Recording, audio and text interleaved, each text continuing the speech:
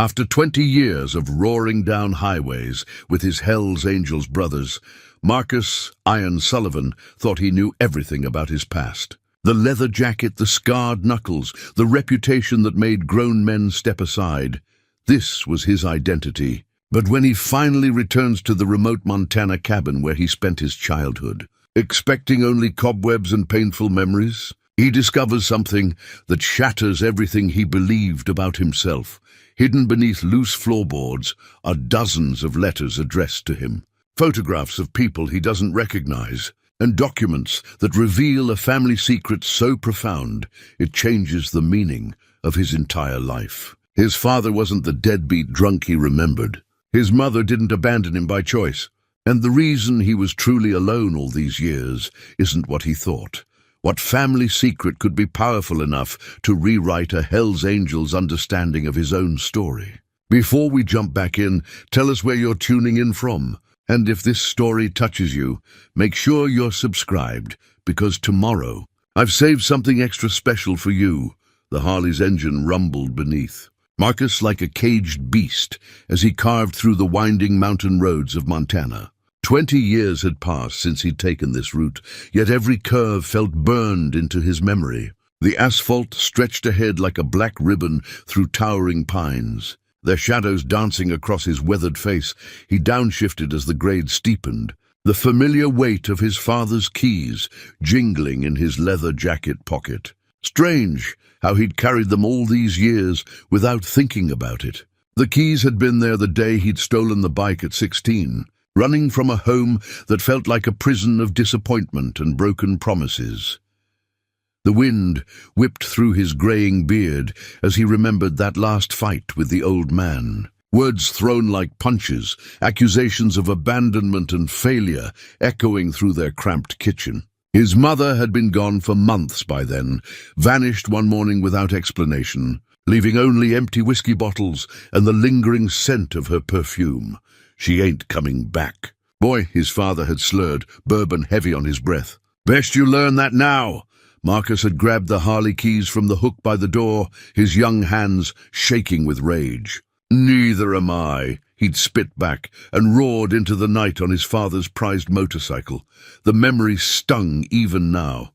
Within a year, he'd found the Hells Angels, brothers who understood betrayal and abandonment. They'd welcomed him with leather and chrome, teaching him that family was something you chose, not something that chose you. The club had given him purpose, respect, and a name that meant something on the streets, but today, as he crested the final hill before the valley where his childhood home waited, Marcus felt something he hadn't experienced in decades: uncertainty. The cabin came into view through a break in the trees exactly as he'd left it. The same weathered logs, the same sagging porch, the same sense of isolation that had once felt suffocating. Now it looked smaller somehow, diminished by time and abandonment. He pulled the Harley to a stop in the overgrown driveway, dust settling around him like ghosts. The silence was profound after hours of engine noise. No birds sang, no wind stirred the leaves. Even the mountains seemed to hold their breath. Marcus climbed off the bike, his legs stiff from the long ride.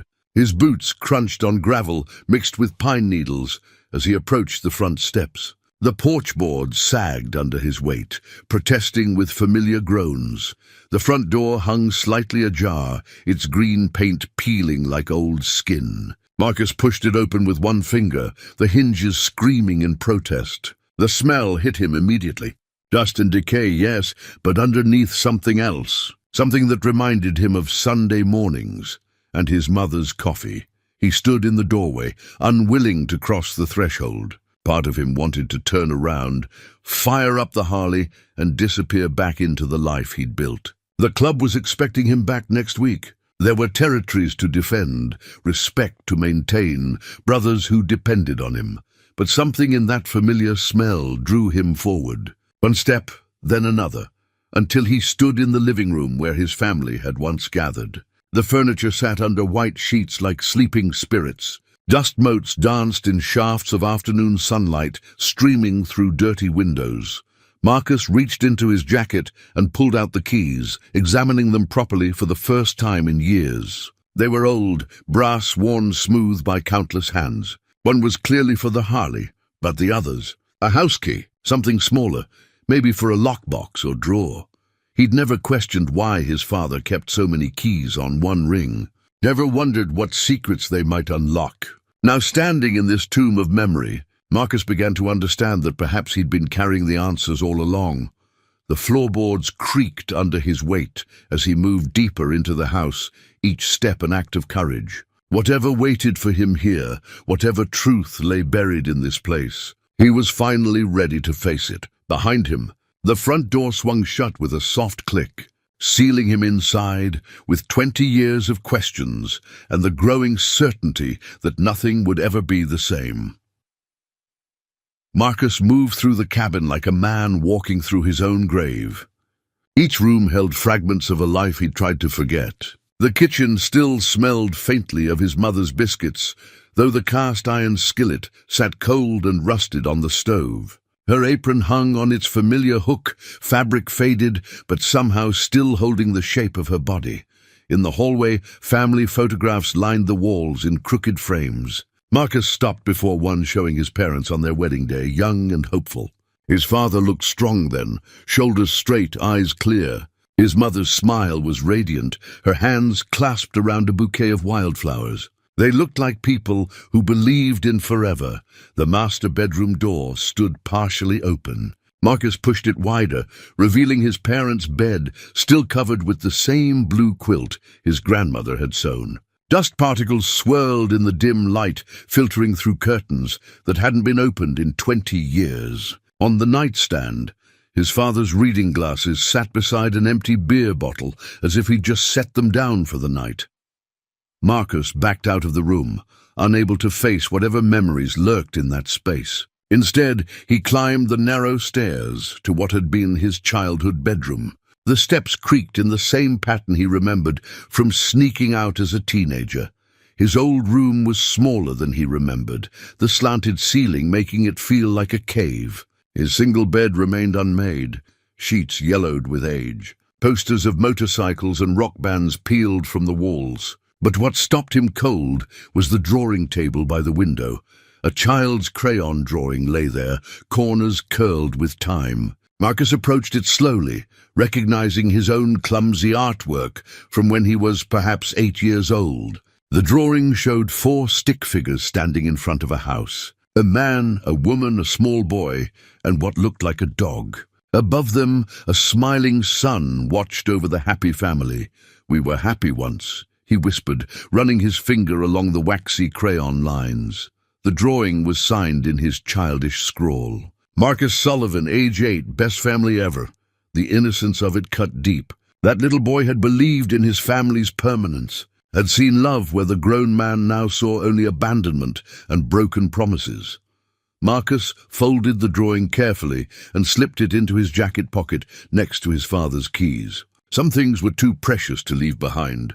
Downstairs again, he found himself drawn to his father's study. The small room had always been off-limits, a sanctuary where the old man would disappear with his bottles and his silence. Marcus had imagined terrible things happened behind that closed door. Now he turned the handle and stepped inside. Books lined every wall, volumes on mechanics, military history, and surprisingly, poetry. A wooden desk dominated the center, its surface covered with papers held down by a chunk of Montana granite. Marcus recognized his father's careful handwriting on scattered notes and letters, but it was the loose floorboard that caught his attention. One plank near the window didn't align properly with the others. Marcus knelt and pressed his fingers against it, feeling it shift. The wood was loose, as if it had been pried up repeatedly. His heart hammered as he worked his fingertips under the board's edge. It came up easily, revealing a hidden space beneath. Inside lay a metal strongbox, its green paint chipped with age. Marcus lifted it out, surprised by its weight. The box had a simple lock, the kind that required a small key. Marcus pulled out his father's keyring, examining the smaller keys he'd never understood. The third one fit perfectly. Inside the box, manila envelopes lay stacked like buried treasure. Each was labeled in his father's meticulous script. For Marcus, letters from Sarah, the truth about everything. His hands trembled as he lifted the first envelope, feeling the weight of 20 years of secrets. The silence in the cabin pressed around him like held breath. Outside, shadows were growing longer as afternoon aged toward evening. Marcus sat cross-legged on the dusty floor, the strong box open before him like Pandora's container. Everything he thought he knew about his life, his family, his reasons for leaving lay in these envelopes. Whatever truth his father had hidden here would either destroy him or set him free. With shaking fingers, Marcus opened the first envelope and began to read. The first letter was dated 3 months after Marcus had fled home. His father's handwriting was careful, deliberate, as if each word carried enormous weight. Marcus, if you're reading this, then I'm gone, and you've finally come home. I pray that day comes, son. I pray you find these letters and understand what really happened to us. Marcus's throat tightened. He continued reading, the paper rustling in his trembling hands. Your mother didn't leave us. Sarah didn't abandon you like I let you believe. She's been at Pine Ridge Psychiatric Hospital since 2 weeks before you left home. The doctors say her mind broke after her brother died in that car accident. She keeps asking for you, keeps writing you letters that I was too much of a coward to give you.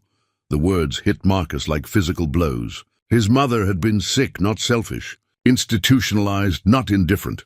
He set the letter aside and reached for the envelope marked "Letters from Sarah."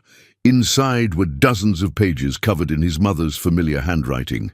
Though the script grew increasingly erratic as the dates progressed, the first was heartbreaking in its normalcy. My sweet Marcus, I hope you're eating enough. The nurses here say I'll be home soon, that the medicine will help me think clearly again. I dream about your laugh, about making your favorite pancakes on Sunday mornings. Your father says you're angry with me for being sick, but I know you understand. You've always been my gentle boy. Marcus wiped his eyes with the back of his hand. He'd never been gentle. The Hell's Angels had beaten that softness out of him years ago, replacing it with steel and leather and the kind of hardness that kept a man alive on the streets. The letters continued, chronicling his mother's deteriorating mental state. Sometimes she wrote coherently about missing him. Other times, the pages contained rambling streams of consciousness, fragments of memories mixed with fantasy.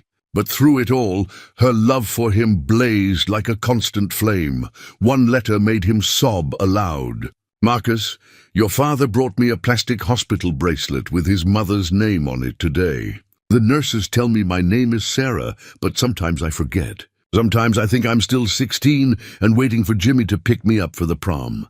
But when I hold this bracelet, I remember. I remember being your mama. I remember loving you so much it hurt. At the bottom of the envelope, Marcus found the bracelet she'd written about. Thin plastic, yellowed with age, bearing his mother's name and the dates of her final hospitalization. She'd worn it for 3 years before her heart gave out. Still asking for her son, who never came to visit, Marcus pressed the bracelet to his forehead, finally understanding the weight of his father's burden. The old man had been fighting 2 battles, caring for a wife who no longer recognized him most days, and trying to raise an angry teenager who blamed him for everything wrong in their world. He reached for another letter from his father, this one dated just 6 months before the old man's death. Son, I know you think I drove you away with my drinking and my anger. Truth is, I was drowning. Your mama needed round-the-clock care, and the insurance barely covered half. I took extra shifts at the mill, sold everything we owned, even considered selling the cabin. But this place has been in our family for 4 generations. I couldn't let go of it. Couldn't let go of the hope that someday you'd come home and understand. The drinking started as a way to sleep. After 18-hour days and long nights worrying about Sarah, bourbon was the only thing that quieted my mind. I became the kind of man I'd always despised. But I never stopped loving you, Marcus. Never stopped hoping you'd forgive an old fool who did everything wrong while trying to hold his family together. Marcus set the letter down and stared at the hospital bracelet in his palm. All those years, he'd carried his rage like a badge of honor. The abandoned son, the unwanted child, the boy whose parents chose liquor and madness over love. But the truth was so much more complicated, so much more painful. His parents had been heroes, fighting an impossible war against mental illness and financial ruin. They'd lost everything except their love for him, and he'd been too proud and too young to see it. Outside, darkness was falling over the mountains. Marcus sat alone in his father's study, surrounded by 20 years of hidden truth, finally understanding that he'd been wrong about everything. Marcus reached for the final envelope with shaking hands. This one was thicker than the others, marked simply "the truth about everything" in his father's steady script.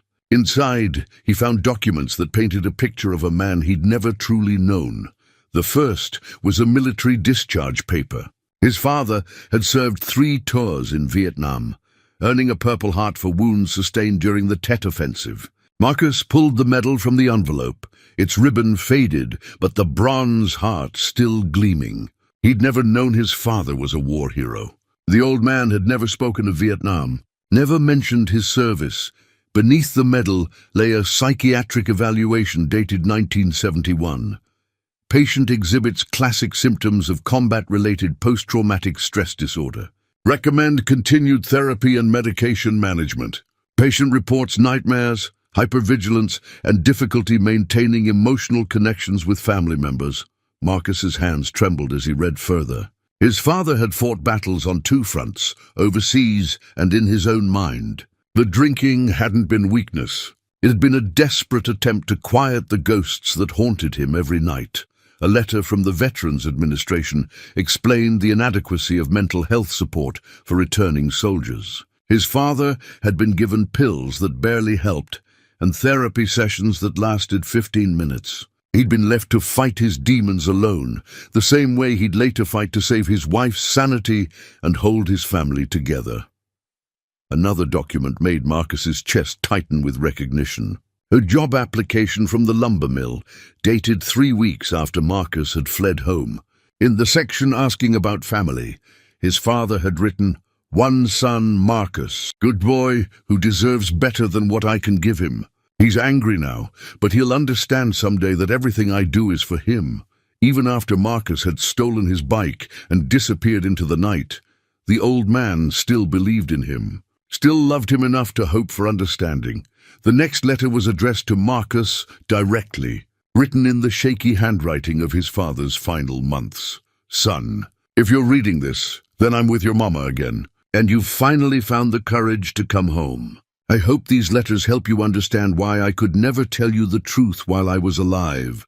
How do you explain to a 16-year-old boy that his father sees dead soldiers in the shadows? How do you tell your son that some nights you drink yourself unconscious just to stop the screaming in your head? I failed you, Marcus, not because I didn't love you, but because I loved you too much to burden you with my brokenness. Your mama and I, we both fought wars we couldn't win. Hers was against a mind that betrayed her. Mine was against memories that wouldn't die. But you, son, you were always our victory. Every day you smiled, every time you laughed, every moment you were happy. That was us winning against the darkness. You were the light in our broken world, and I'm sorry I was too proud to let you see how much you meant to us." Marcus pressed the Purple Heart against his chest, feeling the weight of his father's sacrifice. The man had carried Vietnam in his bones, had wrestled with trauma while working double shifts to pay for his wife's medical care. He'd watched the woman he loved slip away into madness while battling his own psychological wounds. The final document in the envelope was a deed to the cabin, signed over to Marcus with a note. "This land has been home to Sullivan men for 4 generations. It's yours now, along with the responsibility to do better than I did. Build something good here, son. Build the family we should have been." Marcus understood now why his father had never come after him, never tried to bring him home. The old man had believed his son deserved a chance at happiness, even if it meant living with the pain of separation. He'd sacrificed his own need for reconciliation to give Marcus the freedom to choose his own path. The Purple Heart felt warm in Marcus's palm, a tangible connection to the father he'd misjudged so completely. Outside, night sounds filtered through the cabin walls. Owls called to each other across the darkness, and somewhere in the distance, a wolf howled its lonely song. Marcus sat in the study until dawn, reading and rereading his parents' words, finally understanding the depth of their love and the magnitude of his mistake. He'd spent 20 years running from people who'd given everything to protect him, building a life based on a lie he'd told himself about being unwanted. The truth was almost too heavy to bear, but it was his now, along with the cabin and the chance to honor his parents' memory by finally coming home. Dawn. Light filtered through the dusty windows as Marcus discovered another envelope he'd missed. In his emotional exhaustion, this one was stuffed with photographs, some professional, others clearly taken with a family camera. He spread them across his father's desk like pieces of a puzzle he'd never known existed. The first photograph showed an elderly couple standing in front of a modest farmhouse. The woman had kind eyes and silver hair pulled back in a neat bun. The man wore overalls and a gentle smile that seemed familiar. On the back, someone had written in careful script, "Robert and Eleanor Sullivan, 1985, still hoping to hear from Marcus." Marcus stared at the faces, recognition dawning slowly. These were his father's parents, his own grandparents. He'd assumed they were dead, had never thought to ask about extended family during those turbulent teenage years. But here they were, looking directly into the camera with expressions of quiet longing. More photographs revealed a family tree he'd never known existed. Christmas gatherings with cousins opening presents around a massive tree. Birthday parties with children who shared his dark hair and stubborn chin. Wedding photos of aunts and uncles he'd never met, their faces beaming with joy. One photograph stopped him cold. A wedding picture of a couple he didn't recognize, but the bride wore his mother's wedding dress. The groom looked remarkably like his father in his younger days. On the back, James and Patricia Sullivan, 1990. Wish Marcus could have been here to meet his new aunt. His father had a brother. Marcus had an uncle he'd never known about. An aunt, and probably cousins who'd grown up knowing about him while he'd believed himself completely alone in the world. Another photo showed a group of children playing in what looked like the same farmhouse yard from the first picture. One boy, perhaps 10 years old, bore such a striking resemblance to Marcus at that age that it took his breath away. Written on the back, David Sullivan, age 10. Looks just like his cousin Marcus, don't you think? Cousins. He had cousins who looked like him, who carried the same Sullivan blood, who might have been friends if he'd ever bothered to learn they existed. The most heartbreaking discovery was a series of Christmas cards spanning nearly 2 decades, each one addressed to our missing grandson Marcus, with return addresses from various Sullivan family members. Some were sent to the cabin, others to post office boxes his father must have maintained. All were unopened but carefully preserved. Inside the cards, handwritten messages spoke of love that persisted across time and distance. "We think of you every Christmas morning and pray you'll come home someday. Your grandfather still sets an extra place at Thanksgiving dinner, just in case. We have so many stories to tell you about your father when he was young." Marcus found a business card tucked between 2 photographs. Sullivan Family Insurance, James Sullivan, owner. There was a phone number with a local area code, an address in the next county over. His uncle had built a business here, had stayed close to home, while Marcus roamed the highways with strangers who called themselves brothers. The final photograph nearly broke him. It showed his grandparents holding a framed picture of Marcus from his high school yearbook. His grandmother's eyes were red from crying, his grandfather's arm protective around her shoulders. Someone had caught them in a moment of private grief, mourning a grandson they'd lost not to death but to pride and misunderstanding. On the back, his father's handwriting, "Mom and Dad on Marcus's 30th birthday. They still believe he'll come home," Marcus calculated quickly. That photo was taken 10 years ago. His grandparents had still been alive, still hoping, still setting extra places at family dinners. He'd been living 3 states away, earning his reputation as Iron Sullivan. building walls around his heart while blood relatives grieved his absence. The weight of all those missed years pressed down on him like a physical force. Birthday parties he should have attended. Graduations he should have celebrated. Funerals, where he should have stood beside family members who'd never stopped loving him. He gathered the photographs into a careful stack, handling them like sacred relics. Somewhere out there, Sullivan family members were still living their lives, still carrying the hope that their missing piece might return. The question was whether they'd still welcome him after 20 years of silence, whether forgiveness could bridge such a vast canyon of time and hurt. Marcus reached for his father's old phone book, hands steady now with purpose. It was time to find out if family meant more than the mistakes that had driven them apart.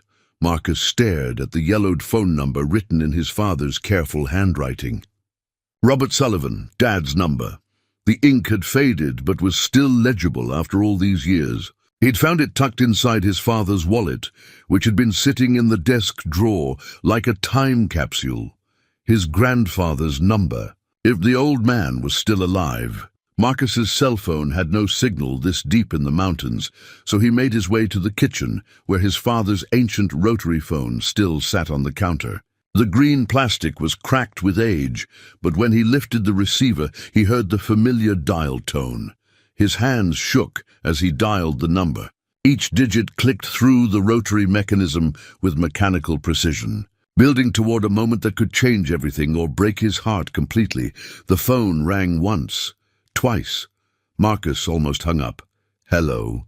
The voice was elderly but strong, seasoned with the kind of authority that came from decades of making decisions and solving problems. Marcus's throat closed. He'd prepared no words for this moment, had no script for reaching across 20 years of silence. Hello. If this is one of those sales calls, I'm hanging up, grandfather. The word came out as a whisper. Silence stretched across the connection. Marcus could hear the old man's breathing, could almost feel the shock traveling through the phone lines. Marcus? The voice broke on his name. Marcus, is that really you? It's me, Grandpa. I'm at the cabin. A sound escaped from the other end that might have been a sob or a prayer of thanksgiving. Oh, dear God, oh, my boy. We never stopped hoping, never stopped believing you'd come home. Marcus pressed his back against the kitchen wall, sliding down until he sat on the floor. I found the letters, the photographs. I know about Mom and Dad. I know about everything. Where have you been, son? 20 years without a word. Your grandmother went to her grave, believing she'd failed you somehow. The guilt hit like a physical blow. She's gone? 3 years now. Best in her sleep, still asking about you on her last day. His grandfather's voice carried decades of grief. She kept your room ready at the house, you know. Fresh sheets every week, just in case. Marcus closed his eyes, seeing the kind face from the photographs. His grandmother had died, still loving him, still hoping for a reunion that never came. I'm sorry, he whispered. I was so angry when I left. I thought they didn't want me, not want you. His grandfather's voice sharpened with indignation. Boy, you were the light of their lives. Your father called me every week asking if I'd heard anything. Your mother wrote you letters even when her mind was mostly gone, asking the nurses to mail them to an address nobody had. I joined a motorcycle club, became someone else, convinced myself I didn't need family. And now? Marcus looked around the kitchen, where his mother had made countless meals, where his father had sat drinking coffee and planning ways to provide for his broken family. Now I think I was wrong about everything. His grandfather's breathing was heavy with emotion. Are you staying? Or is this just a visit before you disappear again? The question hung in the air like a challenge.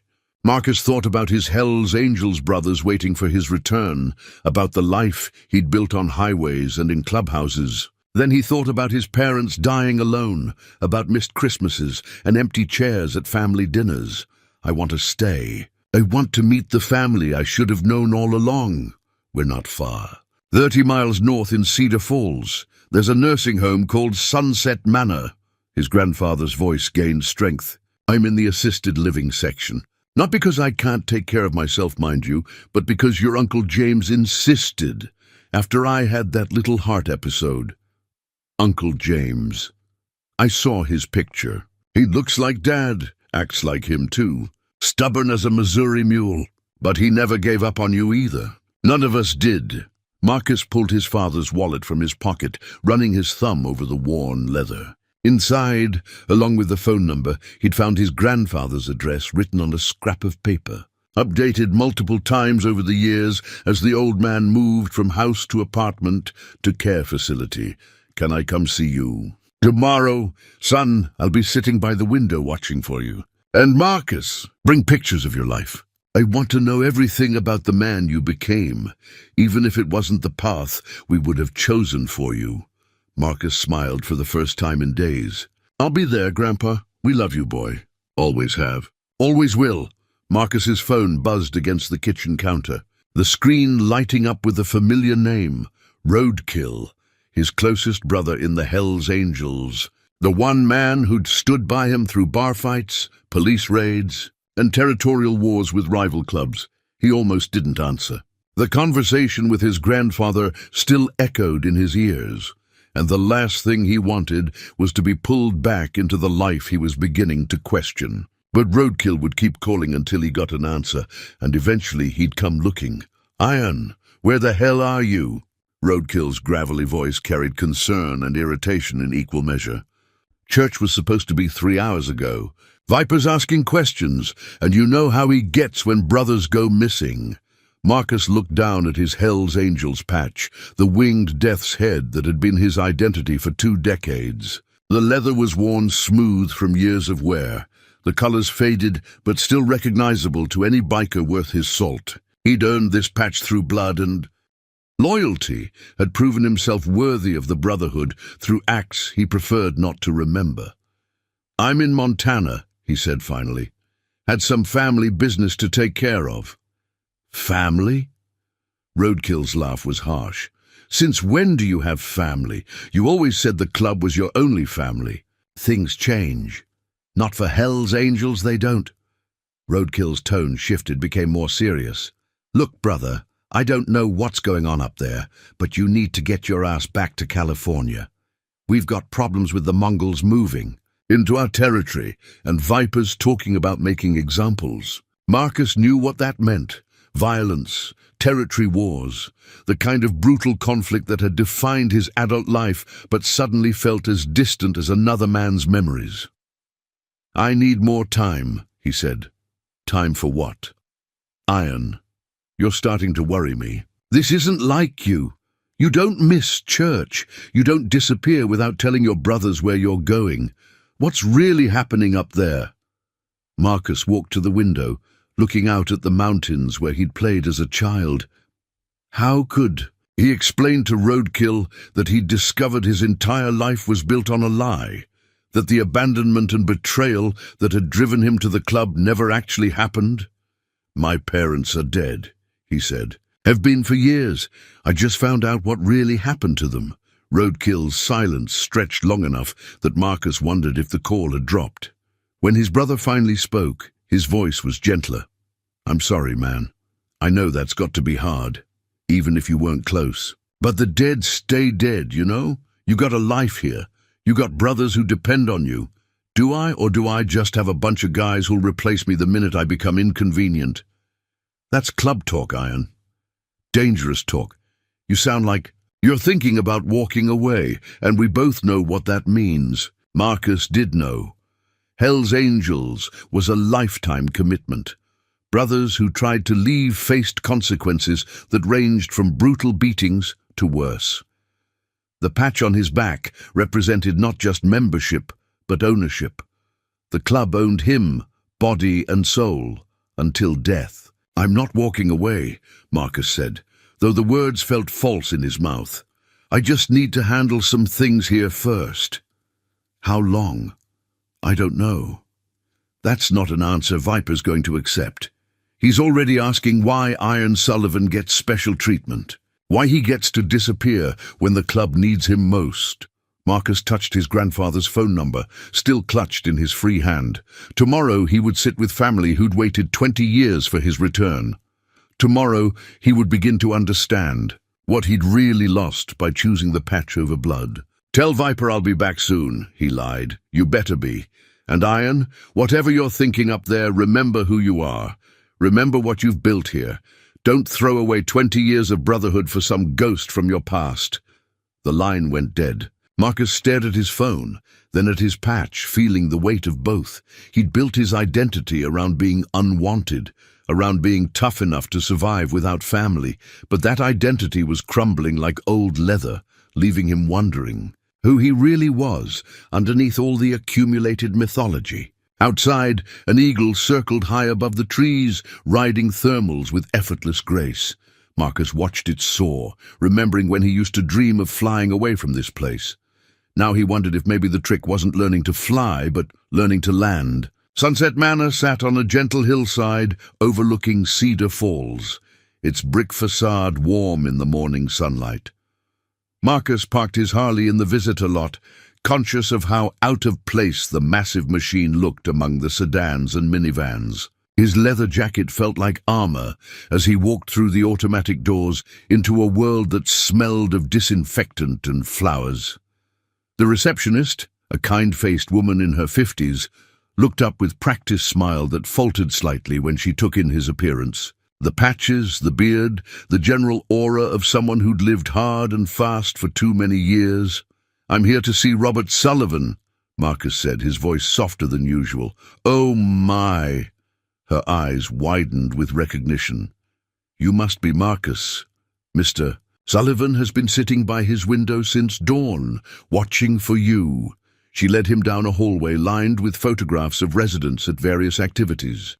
Marcus glimpsed faces full of dignity and hard-earned wisdom, people who'd lived full lives and now faced their final chapters with grace he wasn't sure he possessed. His grandfather's room was at the end of the hall, door standing open. The old man sat in a wheelchair by the window, exactly as promised, but Marcus wasn't prepared for how small he looked. In the photographs, Robert Sullivan had seemed substantial, commanding. Now he appeared diminished by age and illness, though his eyes remained sharp and alert. "Grandfather?" Marcus stepped into the doorway, suddenly uncertain. The old man's face transformed with joy so pure, it took Marcus's breath away. "My boy, oh my sweet boy, come here." Marcus crossed the room in 3 strides, dropping to his knees beside the wheelchair. His grandfather's hands, spotted with age but still strong, cupped his face with infinite tenderness. "Let me look at you," Robert whispered. 20 years I've wondered what kind of man you'd become. I'm sorry I stayed away so long. Hush, you're here now. That's what matters." His grandfather's thumb traced a scar along Marcus's jawline. "You've lived hard." "I have." "Good. Soft men don't survive in this world, but hard men sometimes forget how to love. Have you forgotten, Marcus?" The question cut deep. Marcus thought about the walls he'd built, the emotional distance he'd maintained even with his closest brothers in the club. "I think maybe I have." "Then we'll have to remind you." Robert reached into his nightstand drawer and pulled out a small wooden box. "This belonged to your father. He wanted you to have it." Inside the box, nestled in faded velvet, was another purple heart. The metal gleamed as if it had been polished recently, the ribbon crisp and new. "But I found Dad's purple heart at the cabin." That was his first one. This one he earned 6 months later when he went back into combat to pull 3 wounded soldiers to safety. "The army doesn't give out many second purple hearts, son. Your father was a genuine hero." Marcus lifted the medal, feeling its weight. His father had been wounded twice, had faced death multiple times, yet had never spoken of his courage. Instead, he'd carried his trauma in silence, never wanting to burden his family with the cost of his heroism. "He was proud of you," his grandfather continued. "Even after you left, he'd call me and talk for hours about the little boy who used to help him in his workshop, who asked endless questions about how engines worked." "I remember that." Marcus smiled despite the tears threatening to fall. "He was so patient with me." He saw himself in you, The curiosity, the stubborn streak, the loyalty once you decided someone was worth your devotion. He knew that whoever you became, wherever you went, you'd be good at it. I don't know if he'd be proud of what I became. A survivor? A man loyal to his chosen brothers? A man who came home when it mattered most? Robert's grip tightened on Marcus's hand. He'd be proud, son. We're all proud. They sat in comfortable silence, watching the valley below through the window. Marcus could see the town where his family had built their lives, where Uncle James ran his insurance business, where cousins and aunts and uncles continued the Sullivan legacy he'd abandoned. "There's so much I don't know about the family," Marcus said finally. "Then we'll teach you. James is coming for lunch today, and tomorrow is Sunday dinner at the old farmhouse. The whole family gathers every week, hoping this would be the Sunday you'd finally join us." Marcus fingered his father's second purple heart, understanding for the first time that courage came in many forms. Sometimes it meant charging into battle. Sometimes it meant coming home. The old farmhouse looked exactly like it had in the photographs. White clapboard siding weathered to a comfortable grey wraparound porch, sagging slightly under the weight of decades. Cars filled the gravel driveway, and the sound of children's laughter drifted from the backyard. Marcus sat on his Harley at the end of the lane, engine ticking as it cooled, gathering courage for what felt like the most important ride of his life. Uncle James appeared on the porch, a man in his 60s who shared his father's build and stubborn jaw. He raised his hand in greeting, no fear or judgment in his expression despite Marcus's intimidating appearance. Behind him, other faces peered curiously through screen doors and windows. Marcus killed the engine and walked toward the house, his boots crunching on gravel. James met him halfway, arms open for an embrace that Marcus wasn't sure he deserved. "Welcome home, nephew," James said simply, and pulled him into a hug that smelled of aftershave and honest work. The screen door burst open, and children tumbled out, ranging in age from perhaps 6 to 16. They stopped short when they saw Marcus, eyes wide with curiosity rather than fear. A girl of about 10 stepped forward with the fearless confidence of youth. "Are you really our cousin Marcus, the one Grandpa Robert talks about all the time?" "I am." "Cool bike," said a teenage boy with the Sullivan dark hair and serious eyes. "Is it really a Harley?" 1995. Electra Glide. Built her myself. The ice broken. The children peppered him with questions about motorcycles and life on the road, while James led him toward the house. Women emerged from the kitchen, wiping, hands on aprons and smoothing hair, preparing to meet the family legend who'd finally come home. Aunt Patricia, James's wife from the wedding photograph, embraced him with tears in her eyes. "We've prayed for this day for 20 years, she whispered. More introductions followed. Cousins David and Sarah, both in their 30s now with children of their own. Great-aunt Helen, a spry woman of 80 who immediately began critiquing his thin frame and promising to remedy it with her cooking. Uncle Martin and Aunt Rose, who'd driven 3 hours just to meet him, but it was the family Bible that stopped Marcus cold. Patricia placed it in his hands with reverence, opening to pages yellowed with age. Handwritten entries chronicled births, deaths, marriages, and baptisms stretching back to the 1800s. Robert Sullivan, born March 15, 1923, she read aloud, pointing to his grandfather's entry. Thomas Robert Sullivan, born August 8, 1945, his father. And here, Marcus Thomas Sullivan, born June 22, 1975. His name was there recorded in his grandmother's careful script. Below it, a blank line where his marriage should be recorded, where his children's names should appear. The family had kept space for him, believing he would eventually return to fill those empty lines. "We never gave up," Patricia said softly. "Your grandmother insisted we keep your page current, said you'd want to see your place in the family when you came home." Marcus traced his finger along the faded ink of his birth record. Below the basic information, someone had added notes over the years. Graduated high school 1993. Joined Motorcycle Club, 1995. Whereabouts unknown, but prayed for daily. They'd tracked his life from a distance, celebrating his achievements and mourning his absence. The family had maintained connection even when he'd severed it, love persisting across decades of silence. Dinner was chaos in the best possible way. 3 generations crowded around a table built to accommodate Sullivan family gatherings, passing dishes and stories with equal enthusiasm. Marcus found himself seated between his grandfather and young cousin Emma, who'd appointed herself his official welcomer home.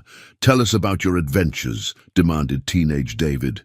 "Grandpa says you've been everywhere." Marcus started carefully, editing his stories for mixed company. But as the evening wore on, he found himself sharing more than he'd intended. The beauty of cross-country rides at dawn, the brotherhood of men who'd chosen each other as family, the satisfaction of rebuilding engines with his own hands. He omitted the violence, the territory wars, the illegal activities that had funded their lifestyle. But the essence of his journey, the search for belonging and purpose, resonated with relatives who understood the Sullivan need for independence. As the evening wound down and families began gathering children and coats, Patricia pressed a wrapped package into his hands. "From your grandmother," she explained. "She wrapped it the Christmas after you left, said to give it to you when you came home." Inside was a hand-knitted sweater, soft blue wool worked in a pattern he didn't recognize. A note in his grandmother's writing said simply, "For my grandson Marcus, with all my love. I know you'll find your way home eventually." Marcus was splitting firewood behind the cabin when he heard the rumble of motorcycles approaching. The sound was unmistakable, multiple Harleys ridden hard and fast. He set down his axe and walked to the front porch, unsurprised to see 5 Hell's Angels emerge from the tree line. Roadkill led the group, his weathered face grim beneath his helmet. Behind him rode Viper, the chapter president, whose cold eyes had witnessed more violence than most men could imagine. Tank Diesel and Crow completed the group, all brothers Marcus had bled with during territorial wars and club business. They parked in formation, engines ticking in the sudden silence. Marcus remained on the porch, noting how they positioned themselves like soldiers preparing for battle. "This wasn't a social call." "Iron," Viper said, removing his helmet to reveal grey hair pulled back in a ponytail. "Interesting place you found here. Very domestic." Marcus descended the porch steps slowly, aware that every movement was being evaluated. "Viper wasn't expecting company, weren't you?" Viper's smile was cold. "You disappear for 2 weeks without permission. Miss 3 churches. Ignore orders to return. What did you expect?" Roadkill dismounted, his expression pained. "I tried to tell you, brother. Tried to warn you that Viper was losing patience. I needed time to handle family business." "Family business," Viper spat in the dirt. "Since when do Hell's Angels have family outside the club? Since when does Iron Sullivan, enforcer for the California chapter, play house in the mountains?" Tank stepped forward, cracking his knuckles. The man was built like his namesake, all muscle and barely controlled violence. "Maybe Iron's gone soft? Maybe he's forgotten what it means to wear our colors." Marcus felt the familiar surge of adrenaline that preceded violence. These men had been his brothers, but they'd also been trained to view any deviation from club loyalty as betrayal. He'd participated in similar confrontations, had helped deliver punishment to brothers who'd stepped out of line. "I haven't forgotten anything," Marcus said carefully. Viper pulled a folded document from his jacket, the official club charter that governed every aspect of their lives. The rules were simple and absolute. The club came first, always. Brothers who tried to leave faced consequences ranging from brutal beatings to death. Family relationships and outside obligations were secondary to club loyalty. Article 7, Viper read aloud. "No member may maintain primary loyalty to any organization, family, or individual outside the Hells Angels Motorcycle Club. Violation of this oath is punishable by loss of colors and immediate expulsion." The threat hung in the air like smoke. Loss of colors meant more than just removing his patch. It meant becoming a target for every Hell's Angel in the country, marked as a traitor who could never be trusted. Article 12, Viper continued. Members who attempt to abandon the Brotherhood forfeit all protection and may be subject to permanent discipline. Permanent discipline. Marcus knew what that meant. He'd helped deliver it to others who'd tried to walk away. Crow, the youngest of the group, shifted nervously. "Come on, Iron, just get your gear and ride back with us. This doesn't have to get ugly." Marcus looked at each man in turn, seeing decades of shared history reflected in their faces. These men had been his family when he'd believed he had no other. They'd stood with him in fights, had trusted him with their lives, had welcomed him into a brotherhood built on mutual loyalty and shared danger. But they were also killers. Drug dealers. Men who'd chosen to live outside society's rules and expected absolute conformity to their own. The patch on his back represented not just membership, but ownership of his soul. "I found letters," Marcus said finally. "My parents didn't abandon me. They were sick, struggling, trying to protect me from things I was too young to understand." "So what?" Viper's voice carried no sympathy. "The past is dead. What matters is what you choose now." Roadkill stepped closer, his voice urgent. "Marcus, whatever you think you found here, it's not worth dying for. These people don't know you like we do. They don't know what you've done, what you're capable of." "Maybe that's the point," Marcus said quietly. The admission hung between them like a challenge. Viper's hand moved to his jacket, where Marcus knew he carried a pistol. The other brothers tensed, reading the signals that preceded violence. "You have 24 hours to decide," Viper said finally. "Ride back with us tomorrow, or face the consequences of betraying your oath. Choose wisely, Iron. Choose permanently." Marcus sat alone in his father's study as midnight approached, the club's ultimatum weighing on him like a stone. The Hell's Angels had made camp in the valley below, their fires visible through the trees. They would wait until dawn, then expect his answer. He'd found his father's journal in the desk drawer, its leather cover worn smooth by countless readings. The final entries were dated just weeks before the old man's death, written in handwriting that grew increasingly shaky as illness took hold. March 15th. Saw Dr. Patterson today. Says I have maybe 3 months if I'm lucky. Haven't told James yet. Don't want him hovering like a mother hen. Main thing is getting these letters organized for Marcus. If there's any justice in this world, my boy will come home before I'm in the ground. If not, at least he'll know the truth eventually. Marcus turned the page, his throat tight. March 22nd. Found myself thinking about Marcus as a little boy today. He used to help me in the workshop, always asking how things worked. Patient as Job when I tried to teach him to use tools. Smart boy, smarter than his old man. Hope he's found something worth building with those hands of his. The entries continued, chronicling a dying man's reflections on fatherhood and regret. But it was the final entry that broke Marcus completely. April 3rd. Don't think I'll see another week. Pain's getting bad, but I keep thinking about Marcus. Wonder if he's happy wherever he is. Wonder if he's found people who love him the way we did. Sarah used to say that love doesn't disappear just because someone goes away. She said love waits, like seeds under snow, ready to grow again when spring comes. I hope Marcus finds his spring. I hope he learns that a man's not defined by his mistakes, but by his willingness to come home when it matters. The cabin will be here. For him, the family will be here. Love will be here, waiting for him to claim it. If you're reading this, son, then you've finally come home. Don't make the same mistakes I did. Don't let pride keep you from the people who matter. Don't let fear convince you that you're not worthy of love. You are. You always have been. You always will be. Build something good with your life, Marcus.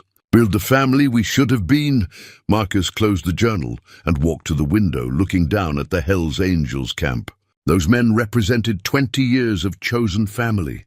Brotherhood forged in violence and sealed with blood. They'd given him purpose when he'd believed himself worthless, had provided belonging when he'd felt completely alone.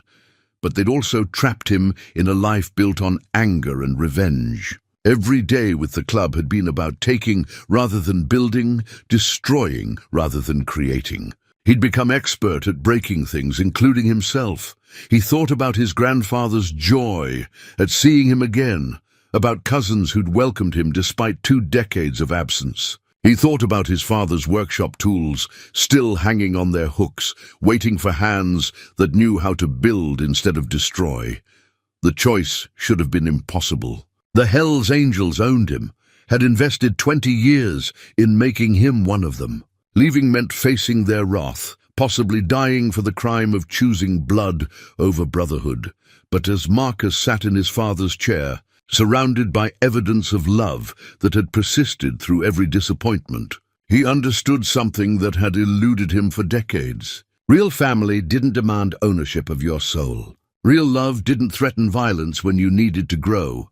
His parents had let him go because they'd believed it was best for him, even though it broke their hearts. His grandparents had waited decades without demanding his return. His extended family had welcomed him with open arms, asking nothing except that he stay if he wanted to. The Hells Angels demanded absolute loyalty, threatened death for the crime of choosing differently. The comparison was stark and painful. Marcus opened his father's journal to the last entry and read it again, focusing on the final lines. Build something good with your life, Marcus. Build the family we should have been. Outside, an owl called across the darkness, its voice lonely but strong. Marcus understood that loneliness now, the ache of choosing the harder path. But he also understood that some choices, once made, defined the rest of a man's life. He would honor his father's dying wish. He would build something good, something worthy of the love that had waited for him through 2 decades of winter. And if the Hells Angels wanted to kill him for that choice, at least he'd die trying to become the man his parents had always believed he could be. Dawn broke gray and cold over the mountains as Marcus walked down to the Hells Angels camp. He carried his colors in a canvas bag, the patches carefully removed from his leather jacket the night before. 20 years of identity reduced to pieces of cloth and thread, yet he felt lighter with each step. The brothers were already awake, sitting around their dying campfire like warriors preparing for battle. Viper looked up as Marcus approached, his eyes immediately noting the missing patches on the leather jacket. "Well, well," Viper said, standing slowly. "Looks like Iron Sullivan has made his choice." Marcus stopped 10 feet from the group, close enough to talk, but far enough to react if things turned violent. "I'm done, Viper, I'm out." Tank lurched to his feet, fists clenched. "You ungrateful piece of garbage. We made you. We gave you everything. You gave me a place to hide," Marcus corrected. "I'm grateful for that. But I don't need to hide anymore." Roadkill remained seated, his face a mask of disappointment and betrayal. 20 years, Marcus. 20 years of brotherhood, and you're throwing it away for people who don't even know who you really are. "They know who I want to become." Crow spat into the fire, making it hiss. "They won't want you when they find out what you've done. When they learn about Phoenix. About the Mongol who won't ever ride again because of your bare hands." The reminder hit like a physical blow. Marcus had killed for the club, had committed acts of violence that would horrify his newfound family. But that was exactly why he needed to leave, why he needed to become someone better than the man he'd been.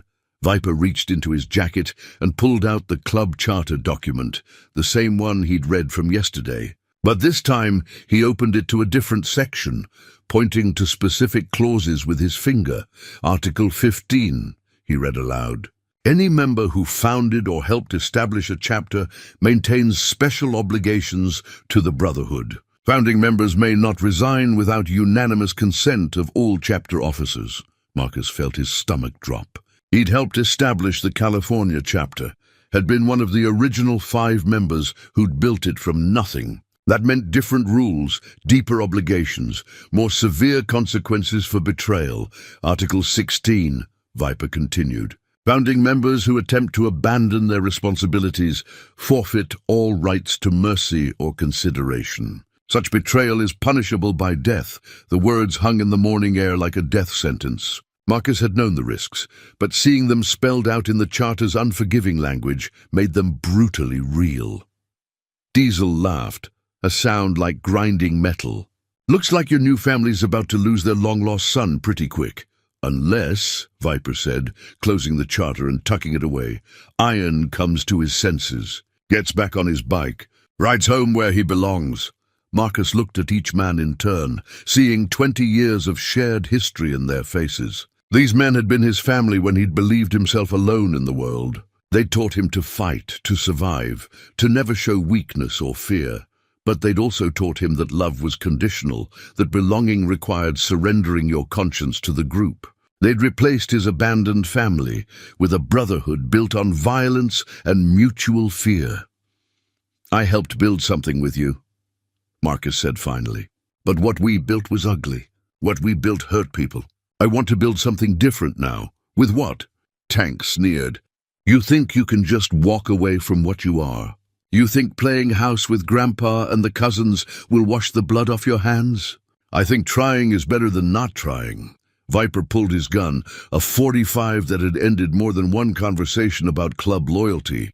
"This is your last chance, Iron. Get on your bike and ride with us, or we settle this here and now."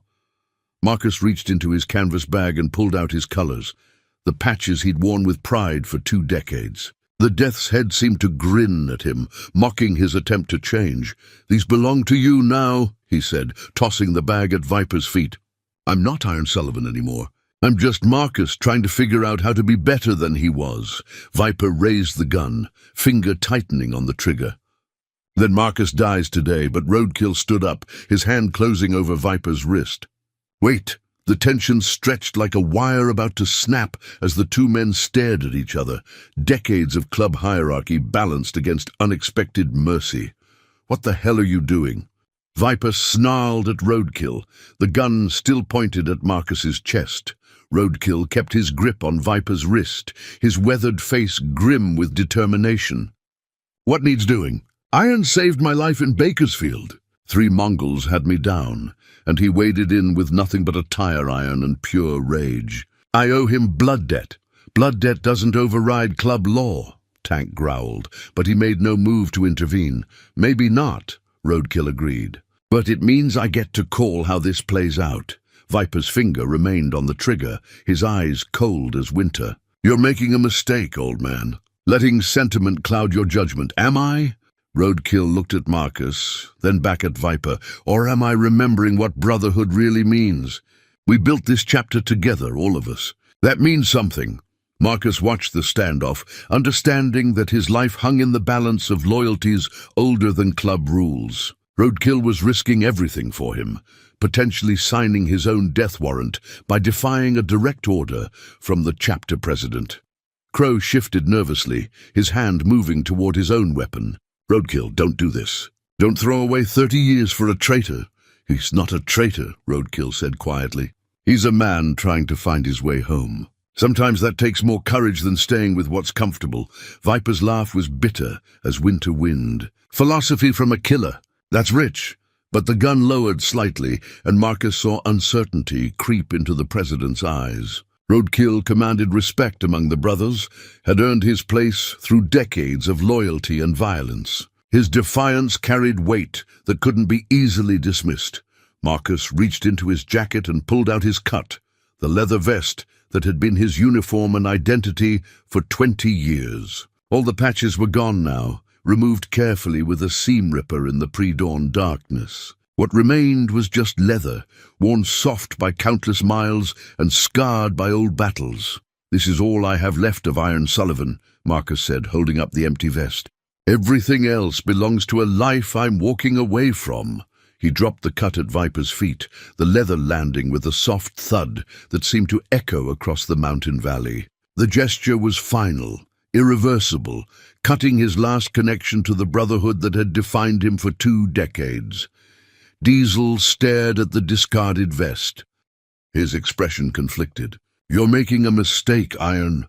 World out there doesn't forgive what we've done. Doesn't matter how hard you try to change." "Maybe not," Marcus agreed. "But I have to try. My father died believing I could be better than what I became. I owe it to him to find out if he was right. Viper holstered his gun with deliberate slowness, his face a mask of cold rage. Fine, Roadkill wants to play protector, that's his choice. But here's what happens next, Iron. You're out, dead to us. You see any of our colors on the road, you better pray we're feeling charitable that day. I understand. Do you? Viper kicked the discarded cut, sending it sliding across the dirt. You understand that there's no going back? No changing your mind when things get tough with your precious family? You walk away now. You're walking away forever. Marcus looked at each man one final time, memorizing faces that had been constants in his life for 20 years. These men had been his brothers, his family, his identity. Leaving them felt like cutting off a limb, but it also felt like learning to breathe again. Forever, he agreed. Roadkill released Viper's wrist and stepped toward Marcus. For a moment, the two men faced each other, decades of shared history passing between them in silence. You sure about this? Roadkill asked quietly. I'm sure. Then ride safe, brother. And if you ever need anything at all, you call me. Club rules be damned. They embraced briefly, the gesture hidden from the other brothers by Roadkill's broad back. Marcus felt the older man slip something into his jacket pocket, but didn't look to see what it was. The Hell's Angels mounted their bikes without ceremony, engines roaring to life in the morning stillness. Viper led them away without looking back, but Marcus caught Roadkill's nod of farewell before the group disappeared into the trees. Alone on the mountainside, Marcus pulled Roadkill's gift from his pocket. It was a business card for a motorcycle repair shop in Billings, with a phone number written on the back in Roadkill's careful script. A lifeline offered by the one brother who'd understood that sometimes love meant letting go. Marcus found his grandfather sitting on the cabin's front porch the next morning, a thermos of coffee steaming in the cool mountain air. The old man had somehow made his way up from the nursing home. Probably talked Uncle James into driving him despite the early hour. Figured you might need some company today, Robert said, patting the empty chair beside him. Marcus settled onto the porch, accepting the offered cup of coffee with hands that still trembled slightly from the morning's confrontation. How did you know? Heard the motorcycles leaving at dawn. Saw the smoke from their camp disappearing down the valley. His grandfather's eyes were sharp, despite his age. Man doesn't make a choice like that without feeling it in his bones. They sat in comfortable silence, watching the sun climb over the eastern peaks. Marcus had expected to feel regret or fear after cutting ties with the Hell's Angels. But instead, he felt something he hadn't experienced in decades. Peace. Your father left something else for you, Robert said eventually, reaching into a worn canvas bag at his feet. Been saving it for when you were ready. He pulled out a wooden toolbox, its surface scarred by decades of honest use. The brass nameplate read T.R. Sullivan in simple block letters. Marcus recognized it immediately.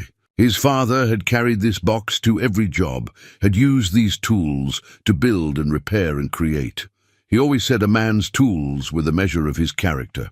Robert continued. Used to talk about teaching you carpentry, about passing down the skills his own father had taught him. Marcus opened the box with reverent care. Inside, hand tools lay nestled in custom-fitted compartments. Chisels, planes, measuring squares, and mallets, all maintained in perfect condition despite their age. At the bottom, wrapped in oiled cloth, was a hand-carved wooden plane that looked much older than the others. That one belonged to your great-grandfather, Robert explained. Made it himself in 1923, used it to build half the barns in this county. 4 generations of Sullivan men have worked with that plane. Marcus lifted the antique tool, feeling its weight and balance. The wood was polished smooth by countless hands, shaped by years of honest labor. This was legacy in physical form, proof that his family had always been builders rather than destroyers. I don't know the first thing about carpentry, Marcus admitted. Then it's time you learned. James has been wanting to renovate the old barn behind the house, turn it into a workshop. Could use a strong back and willing hands. Over the following days, Marcus discovered muscles he'd forgotten he had. Working alongside Uncle James and Cousin David, He learned to measure twice and cut once, to respect the grain of the wood, to take satisfaction in work that created rather than destroyed. His hands, scarred from decades of violence, proved surprisingly gentle with delicate joinery. The same fingers that had once inflicted pain now coaxed beauty from rough lumber, turning chaos into order through patience and skill. "You've got the touch," James observed, as Marcus fitted a perfect mortise and tenon joint. "Your father would be proud." The work was meditation, each stroke of the plane stripping away layers of accumulated anger and resentment. Marcus found himself thinking less about the life he'd left behind and more about the future he might build. The cabin needed repairs, updates, love. He could provide all three. His grandfather visited daily, sometimes helping with simple tasks, but mostly just talking. Stories about family history, about the land they'd worked for generations, about the dreams his parents had harbored for their only son. "Your grandmother always said this place needed children's laughter again," Robert mentioned one afternoon as they watched Cousin Emma chase fireflies in the early evening light. "Said it was too quiet without young voices." Marcus thought about that as he worked on the cabin's sagging porch, replacing rotten boards with new lumber milled from trees on the family land. The idea of children seemed foreign after 20 years of brotherhood without families, but not impossible. Not anymore. The work progressed slowly but steadily. Window frames straightened. Floorboards stopped creaking. The kitchen sink finally drained properly for the first time in decades. Each repair was a small victory, proof that Marcus Sullivan could build things that lasted. Late at night, sitting in his father's restored chair with a cup of coffee, and the day's satisfying ache in his muscles, Marcus would run his thumb along the smooth handle of his great-grandfather's plane. 4 generations of Sullivan men had found purpose in honest work, in creating something worthwhile with their hands. Now it was his turn to carry on that tradition, to build the family and home his parents had always dreamed of. The cabin's kitchen smelled like heaven for the first time in decades. Marcus stood at the stove, following his mother's handwritten recipe for beef stew, his hands surprisingly steady as he measured spices and stirred the bubbling pot. The recipe box had been tucked away in a cabinet, its wooden surface worn smooth by his mother's touch. "Add a pinch more salt, sweetheart," he could almost hear her voice saying. "And don't forget the bay leaves. They make all the difference." Each recipe card was a love letter from the past. Chicken and dumplings for Sunday dinners, apple pie for birthdays, chocolate chip cookies for after-school snacks. His mother's careful notations filled the margins. Marcus's favorite, or makes enough for leftovers, or remember to let the dough rest. The family would arrive soon for the first dinner Marcus had ever hosted in his childhood home. Uncle James was bringing fresh bread from the bakery in town. Aunt Patricia was making her famous green bean casserole. The children were excited to see the cabin's renovations, to eat in the same kitchen where their grandfather had grown up. Marcus had spent the morning setting the dining room table with his mother's good china, plates that hadn't seen use since her final Christmas. The tablecloth was yellowed with age but still beautiful, embroidered with wildflowers that matched the bouquet his mother had carried on her wedding day. A soft knock at the door interrupted his cooking. Marcus opened it to find his grandfather standing on the porch, leaning heavily on his walker, but smiling with quiet pride. "Smells like your mother's kitchen used to," Robert said, making his way inside. "She'd be so happy to see you cooking her recipes." "I'm nervous," Marcus admitted. "What if I mess it up? What if it doesn't taste right?" "Food tastes better when it's made with love," his grandfather assured him. "Your mother always said that. And son, this whole place is filled with love now. Can feel it in the walls." It was true. The cabin had transformed over the past month from a tomb of memories into a living, breathing home. Fresh paint brightened the walls. New curtains let in light that had been blocked for 20 years. The floors gleamed with fresh varnish, no longer creaking with each step. But the most important change was invisible. The weight of sadness that had pressed down on the place was lifting, replaced by something Marcus was still learning to recognize: hope. Car doors slammed in the driveway, followed by the sound of children's voices raised in excitement. Through the window, Marcus watched his extended family emerge from their vehicles, arms full of covered dishes and genuine smiles. Cousin Emma bounded up the porch steps first, her face bright with curiosity. "Uncle Marcus, did you really cook dinner all by yourself?" "I had help," he said, indicating his mother's recipe box. "Your great-grandmother left me instructions." The family filled the cabin with warmth and laughter, exclaiming over the renovations and praising Marcus's cooking efforts. Uncle James carved the roast with ceremony, while Aunt Patricia arranged side dishes on serving platters. The children set napkins and filled water glasses, treating the dinner like the celebration it had become. As they gathered around the table, Marcus felt a moment of panic. He'd never said grace, never led a family prayer. The Hell's Angels had scorned religion as weakness, had mocked the very idea of gratitude or humility. But his grandfather reached for his hand, and Aunt Patricia took the other, and suddenly the entire family was connected in a circle of clasped hands and bowed heads. "Lord," Robert began, his voice steady, with decades of faith, "we thank you for bringing our boy home.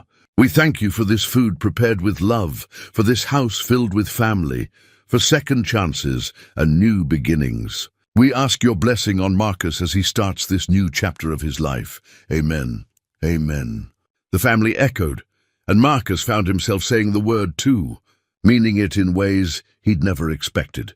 The meal passed in a blur of conversation and shared stories. Cousin David asked about motorcycle engines, genuinely interested in Marcus's mechanical knowledge. Aunt Patricia shared memories of his mother's cooking, promising to teach him more family recipes. Uncle James discussed plans for expanding the workshop, including Marcus in future projects, as if his presence was permanent and welcome.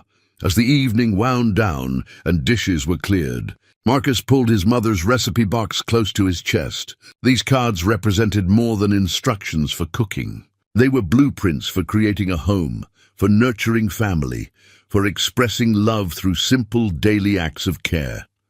Tomorrow, he would try the chocolate chip cookie recipe. Next week, maybe the apple pie. Each dish would be a small act of connection to the mother he'd lost and the family he'd found again. The morning was crisp and clear when Marcus walked into the motorcycle dealership in Cedar Falls, his grandfather beside him in his wheelchair. The showroom gleamed with chrome and possibility, rows of new Harleys reflecting the autumn sunlight streaming through tall windows. "You sure about this?" Robert asked, watching Marcus examine a deep blue Electra Glide Classic. "That's a lot of money for a man starting over." Marcus ran his hand along the fuel tank, feeling the smooth paint and honest steel beneath. His father's stolen Harley sat in the cabin's garage, still running strong after all these years, but it carried too much history. Too many memories of angry flight and 20 years of running from the truth.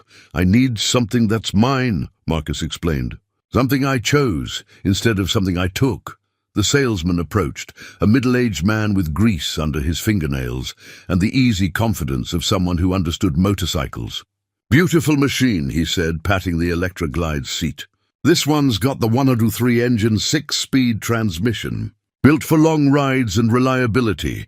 "I'll take it," Marcus said without hesitation. "Don't you want to hear about financing options? Extended warranties?" Marcus pulled out an envelope thick with cash, payment for the construction work he'd been doing around the county. Word had spread quickly about Tom Sullivan's boy coming home, about his skill with tools and his willingness to work hard for fair wages. There was enough honest labor in these mountains to keep a man busy for years. "Cash sale," Marcus said simply. The paperwork took an hour, but the most important moment came when the salesman handed him the registration. For the first time in 20 years, a motorcycle would be titled in his real name. Marcus Thomas Sullivan, not Iron or any of the other names he'd worn like masks. "Where to first?" his grandfather asked, as Marcus wheeled the new bike out of the showroom. "There's somewhere I need to go, someone I need to take with me." They drove to Pine Ridge Cemetery in Uncle James's truck, the new Harley following on a trailer. The cemetery sat on a hillside overlooking the valley, its headstones arranged in neat rows under towering pine trees. Marcus had avoided this place for 43 years, afraid of what he might feel standing over his parents' graves, but fear wasn't driving his decisions anymore. He found their headstones in the Sullivan family section, simple granite markers that spoke of lives lived with dignity despite their struggles. Thomas Robert Sullivan, 1945-2018, beloved husband and father. Sarah Elizabeth Sullivan, 1947-2015, forever in our hearts.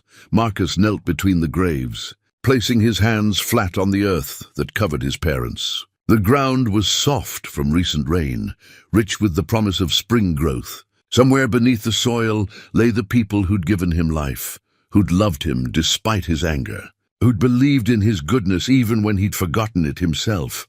"I'm sorry," he whispered. "I'm sorry I stayed away so long. Sorry I believed the worst instead of looking for the truth. Sorry I wasted so many years being angry about things that weren't your fault." His grandfather's hand settled on his shoulder, offering comfort across the generations. "They know, son. They've always known." Marcus pulled the new motorcycle registration from his jacket pocket, holding it where his parents could see if such things were possible. "I bought this bike with honest money," he said. "Earned it building things instead of tearing them down. It's titled, 'In the Name You Gave Me,' the name I'm proud to carry now." The wind stirred the pine branches overhead, making a sound like whispered forgiveness. Marcus stood and helped his grandfather back to his feet, both men taking a moment to absorb the peace of this sacred place. "You know what your mother would say if she were here?" Robert asked. "What?" "She'd say it's about time you took your old grandpa for a ride on that fancy new motorcycle." Marcus laughed, the sound echoing across the cemetery like a promise. "You think you're up for it?" "Son, I've been waiting 80 years for someone to offer. Let's see what that Harley can do." They spent the afternoon cruising the mountain roads, grandfather and grandson sharing the joy of wind and freedom and family connection. The new bike ran smooth as silk, carrying them through landscapes that spoke of home and belonging. When they finally returned to the cabin as sunset painted the mountains gold, Marcus understood that the circle was finally complete. He'd come home not as the angry boy who'd fled in darkness, but as a man ready to build the life his parents had always dreamed he would live. 1 year later, Marcus stood on the cabin's front porch, watching his family gather for Thanksgiving dinner. The November air was crisp with the promise of winter, but inside, the house glowed with warmth and the sound of multiple conversations overlapping in comfortable chaos. Cousin Emma hung from the porch railing, her legs swinging as she peppered him with questions about the motorcycle restoration project in his workshop. Uncle James emerged from the kitchen, sleeves rolled up and flour on his apron, carrying the turkey he'd insisted on cooking himself. Aunt Patricia directed traffic from the dining room, orchestrating the placement of side dishes with the precision of a general commanding troops.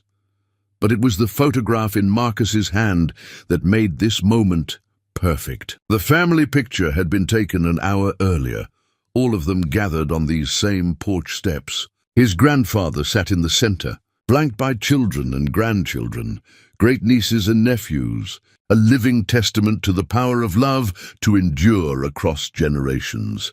In the photo, Marcus stood behind his grandfather's chair, his hand resting on the old man's shoulder.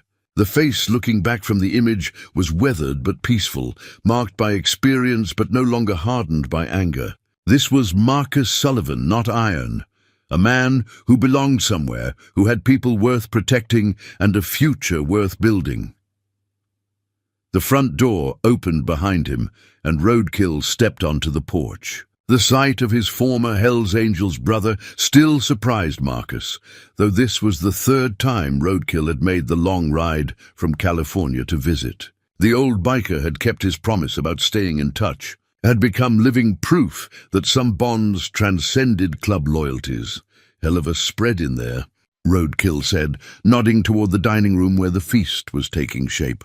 "Your family knows how to do Thanksgiving right. They're good people, Marcus agreed. Better than I deserve, probably. Maybe, but that's what family does. Loves you anyway. Roadkill leaned against the porch railing, his own face showing the changes a year could bring. You look good, Marcus. Look like a man who's found his place. I have. What about you? You still riding with the club? Roadkill's smile was rueful. Some, but mostly I'm working at that bike shop I told you about. Turns out there's satisfaction in fixing things instead of breaking them. Who knew? Through the window, they could see the family moving around the kitchen and dining room, preparing for the meal with practiced efficiency. Marcus's grandfather directed operations from his wheelchair, offering advice and gentle criticism with the authority of a man who'd presided over decades of family gatherings. He's proud of you, Roadkill observed, following Marcus's gaze. Can see it in the way he looks at you. I'm proud of him too, of all of them. They never gave up on me, even when I'd given up on myself. A motorcycle rumbled in the distance, and both men tensed, instinctively before relaxing. Old habits died hard, but this was just someone passing through, not a threat from their shared past. You ever miss it? Roadkill asked. The life we had? The brotherhood? Marcus considered the question, watching his young cousin David tinker with a model airplane at the far end of the porch. I miss parts of it, the sense of purpose, the loyalty, but I don't miss the anger. Don't miss always looking over my shoulder, always waiting for the next fight. Yeah, gets tired after a while. Uncle James appeared in the doorway, grinning at both men. Dinner's ready. And Marcus, your grandfather wants you to say grace. The responsibility still felt strange, but Marcus nodded. A year of family dinners had taught him that grace wasn't about perfect words or theological knowledge. It was about gratitude, about recognizing the gifts that life offered to those humble enough to accept them. The dining room filled with family, 3 generations crowding around the table Marcus had rebuilt with his own hands. As they joined hands for prayer, Marcus felt the familiar weight of connection, the knowledge that he belonged to something larger than himself. Lord, he began, his voice steady with hard-won faith, we thank you for this food, for this family, for second chances and the courage to take them. We're grateful for the love that waits for us, even when we don't deserve it, and for the grace that brings us home. Amen. Amen, the family echoed, and the feast began. Later, as the evening wound down and relatives began the process of loading leftovers into containers, Marcus slipped the family photograph into his wallet. Tomorrow it would sit on his workshop bench, a reminder of what mattered most. A reminder that he'd finally learned the difference between running away and coming home.